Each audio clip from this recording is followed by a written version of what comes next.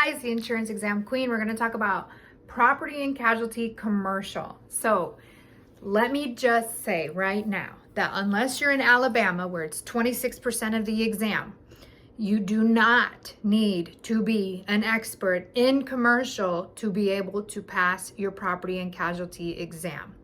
First, always check the exam breakdown. You can find one of my previous videos to know how to do that, to check your breakdown and study the most tested chapters.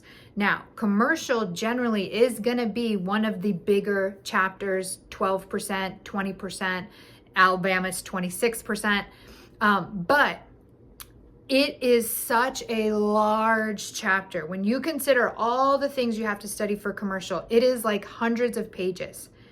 And if it's only 12% of the exam for hundreds of pages of study, it's not worth studying. You do not need to be an expert in property and casualty. It's so big. It's so many things to study. So what I have done is broken down the things that you want to know from the commercial to be best prepared for the exam without exhausting yourself studying for commercial. So first, we have BOP. With BOP, this is a business owner's policy. This is a pre-packaged policy with all the basics that a small business owner would need. Generally, small businesses all have the same starting things that they need to be prepared for, and a BOP pre-packages everything that a small business owner would need, and you can buy it as the BOP. What you want to focus in on for the BOP is the eligibility. And BOPs can only be purchased on small businesses, small to medium, and there's certain requirements that has to be, like, it can only be a 6-story building. If your small business is in a building that's bigger than 6 stories, you can't get the BOP. Or if you're mainly selling liquor, beer, wine, you cannot get the BOP. So look at the list, like go to your course and whatever course you're using, ExamFX, Excel, Kaplan, whatever, and look at the eligibility requirements for the BOP and know those, and then don't worry about much of anything else. With the CPP, the commercial package policy, this is going to be for large business owners. So where the BOP is like a pre-packaged everything you need, like if I usually actually teach these two as salad. So like if you think about getting a salad, a BOP would be like walking into a grocery store and buying a pre-packaged salad off the refrigerator shelf, right? Like it has the lettuce in it, it comes with the nuts, it has the dressing, it's got the berries, it's got the meat, it's got the cheese, it's all ready to go in a cute little bowl. That is a BOP. It's a pre-packaged salad that a small business owner would satisfy all their main small business needs. When you think of the CPP, you want to think of a salad bar where you get the lettuce, and the lettuce is like the liability. Both policies come with liability. That's the main reason a business owner needs a policy, is for liability. If your business hurts someone, you owe them money, and that's being liable. And so you have your insurance to protect you. So you hurt someone, your insurance will pay out and you are protected from being sued.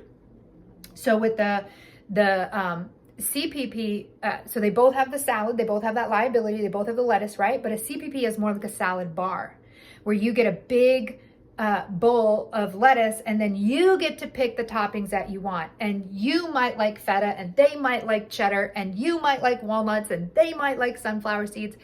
And what it's coming down to is the business needs.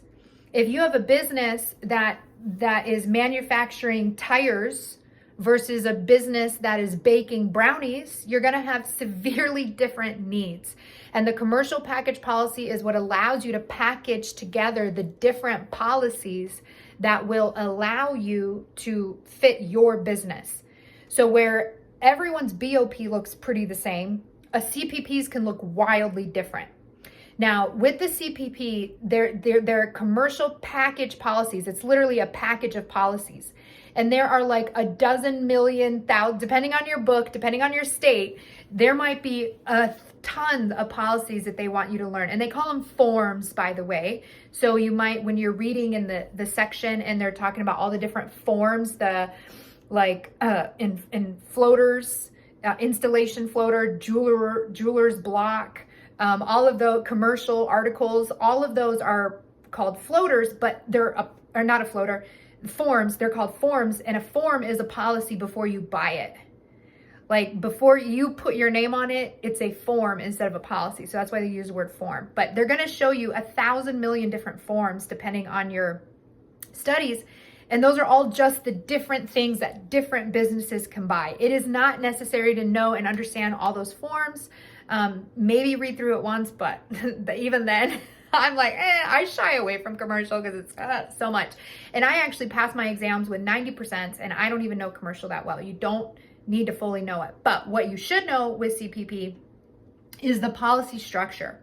So they do like to ask questions about the policy structure, and it's pretty unique because it's a policy with a bunch of policies. So it does have a unique structure to it, and I'll do a video on that. With the CGL, this one is going to be the most trickiest one, and you can skip it if you don't like it. I promise. You will be able to pass the exam whether or not you understand CGL. But CGL is commercial general liability. It's like the lettuce back over here, right? Every policy needs to come with liability. This is the liability component that's inside these policies. There are two main types.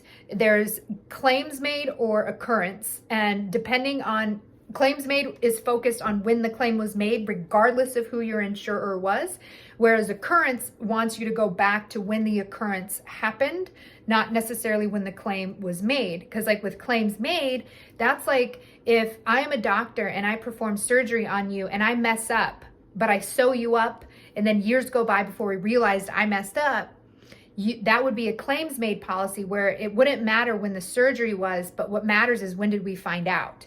When did it show up as a problem? When did that patient come back in and say, hey, I think there's something wrong, and we find that the doctor left gauze in them or something, and it's years later that it pops up.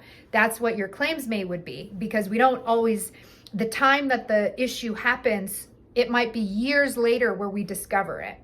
So with the claims made, they focus not when it happened, but when the claim was made. With occurrence, it's when the thing happened. They would want you to go back to the surgery. So claims made is usually used for, issues like that where the thing may not pop up until much later, like a doctor, like a surgeon, like a lawyer. It might not pop up until later, years down the line, that you find it a problem. And so that's why they use claims made. With occurrence, it's more obvious. Like you see, it's like somebody slipping, somebody falling. It happened in front of you. You know it's going on. It's not something that may pop up later. So that's occurrence made, is when you make the claim. But again, you don't need to fully understand this, and I will do a separate video, so watch for that for when it gets made.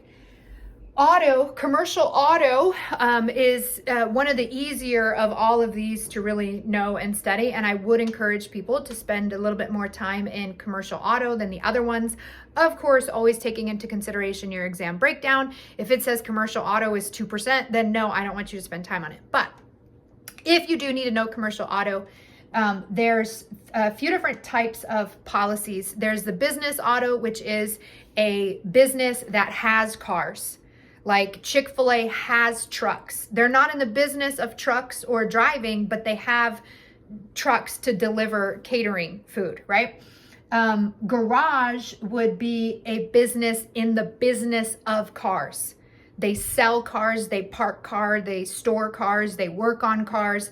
Their business is cars. A car wash, parking garage, those would all be garage. And then garage keeper is an extra layer to garage where it's not just like, this is the customer's car.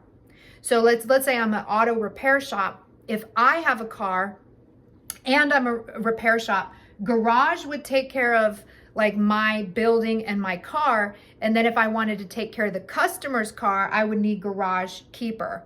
And then the last one is motor carrier or trucker. They either say motor carrier or trucker, whatever. That's about moving stuff inside trucks.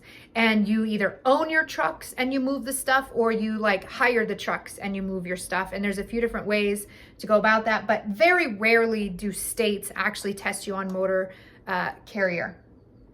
And then of course to any of these, you can actually also add property damage. That's like a separate thing. So like the comp and the collision, that would be actually another policy you'd add on.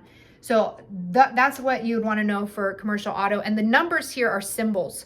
So when you think of like, if I'm a dealership and I have, dozens of cars that are available for sale and I make sales all day long, in and out, sales are happening. If I had to call the insurer to update the VIN every time I sold a car, traded in a car, I would be on the phone all day long. So they don't use VINs when it comes to commercial auto. They give them symbols. So it'll be like, you have 3 number 2s, you have 7 number 8s, you have 10 number 10s, whatever those symbols mean. You don't need to worry about what they mean. Although I believe number 7 is actually specified auto, where you do need the VIN. Like that one is special, where like this car is special, so we do have the VIN for it. But they don't generally use VINs, they use symbols, and that's what those symbols are for. So you're looking at a business auto policy if it has symbols 1 through 9. You're looking at a garage policy if it's got symbols 20 through 30. And then garage keeper is actually the 31. And then motor carrier, you're looking at that if you see the numbers 40 through 50. So this was a quick summary of the things you need to know for PNC commercial. Remember, it's not gonna, most of the time, if you can be really strong in the other stuff, you don't need to worry so much about commercial. I always generally highlight it as a yellow chapter for me, and yellow is like medium. Maybe take the quiz once or twice to confirm that you can pass, but beyond that, you don't need to study too much. Knowing these things will definitely help you out. And you can always email me if you have any other questions. If you have failed the exam before, you can always email me. I will analyze your score sheet. You can reach me at insuranceexamqueen@gmail.com. And my Facebook page also has a ton of resources. Please make sure to like and subscribe. And if you can drop a comment below, that would be amazing. That will allow me to continue to be your insurance exam queen and to help people pass their state licensing exam. And I'm very grateful to be your queen. So have a beautiful, wonderful day. I'm sending you all the loves and the vibes as you're gonna pass your exam. Woo! Yay!